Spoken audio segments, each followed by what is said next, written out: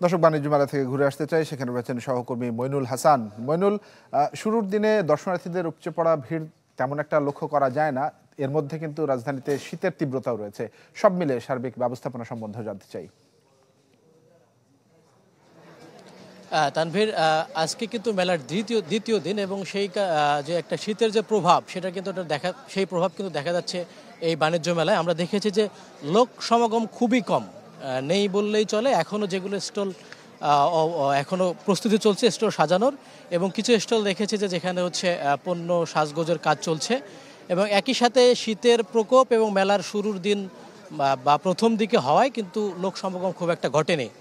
এবং আরেকটি বিষয় জানিয়ে রাখতে চাই, কাল কিন্তু প্রধান উপদেষ্টা এই মেলার উদ্বোধন করার পর থেকেই আনুষ্ঠানিক কার্যক্রম শুরু হয়েছে এবং এবারের মেলায় দেশি বিদেশি ৩৬১টি স্টল, প্যাভিলিয়ন কিন্তু দেখা যাচ্ছে এবারের মেলায়, এবং একই সাথে বিদেশি ৭ প্রতিষ্ঠানের ১১টি স্টল কিন্তু রয়েছে।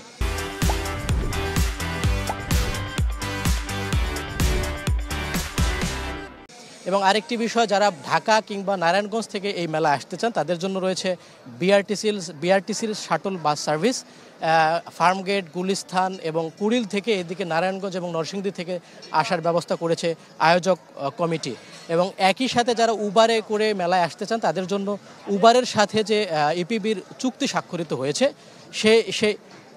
স্বাক্ষরিত হয়েছে সেই জায়গাতে কিন্তু উবারে যারা আসতে চান তাদের জন্য ৫০% পর্যন্ত ডিসকাউন্ট রাখা হয়েছে। একটা প্রোমো কোড ইউজ করে কিন্তু যারা বাণিজ্য মেলা আসতে চান তাদের জন্য সেই সুবিধা থাকছে। এবং যারা মেলার আয়োজক তারাও এবার আশাবাদী যে গতবারের তুলনায় কিন্তু এবারে যারা ব্যবসায়ী রয়েছেন, যারা উদ্যোক্তা রয়েছেন, তারা কিন্তু তাদের লক্ষ্য বাড়িয়ে নিয়ে এসেছেন। তারা স্বপ্ন দেখছেন যে এবারের মেলায় হয়তো তারা বাড়তি মুনাফা নিয়ে ঘরে ফিরতে পারবেন। এবং একই সাথে আপনি জানেন যে নতুন প্রেক্ষাপটে কিন্তু আন্তর্জাতিক বাণিজ্য মেলা অনুষ্ঠিত হতে যাচ্ছে, এবং এই যে গণ অভ্যুত্থানের মধ্য দিয়ে যে অর্জন, সেই অর্জনের কিন্তু পদচিহ্ন রেখে দেওয়া হয়েছে। সেই ধারাবাহিকতায় এখানে দুটি চত্বর, একটি হচ্ছে ৩৬ জুলাই চত্বর এবং জুলাই চত্বর নামে দুটি চত্বর রাখা হয়েছে, যেখানে মীর মুগ্ধ এবং আবু ছাইদের বিভিন্ন চিহ্ন এঁকে দেওয়া হয়েছে। এবং তার পাশাপাশি যারা শহীদ হয়েছেন তাদের একটা তালিকাও আমরা দেখতে পেয়েছি। তবে সব কিছু মিলে মেলা যে কমিটি আয়োজন করেছেন তারা আশাবাদী যে এবারের মেলা অন্যান্য যে কোনো মেলার তুলনায় বাড়তি একটা মুনাফা নিয়েই সবাই ঘরে ফিরতে পারবেন। এবং একই সাথে আপনাকে একটি তথ্য জানাতে চাই, গতানুগতিকভাবেই কিন্তু গত কয়েক বছর আমরা দেখেছি যে আন্তর্জাতিক বাণিজ্য মেলা নামে হলেও আমরা সেখানে কোনো আন্তর্জাতিক বেশি কোনো প্রতিষ্ঠান দেখতে পাইনি। এবারও সেই ধারাবাহিকতায় কিন্তু খুব বেশি বিদেশি প্রতিষ্ঠান আসেনি।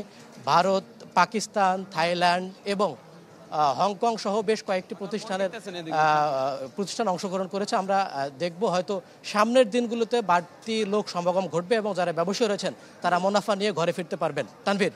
মইনুল, ধন্যবাদ আপনাকে আমাদের সঙ্গে যুক্ত হওয়ার জন্য। মইনুল হাসান জানাচ্ছিলেন আন্তর্জাতিক বাণিজ্য মেলা থেকে।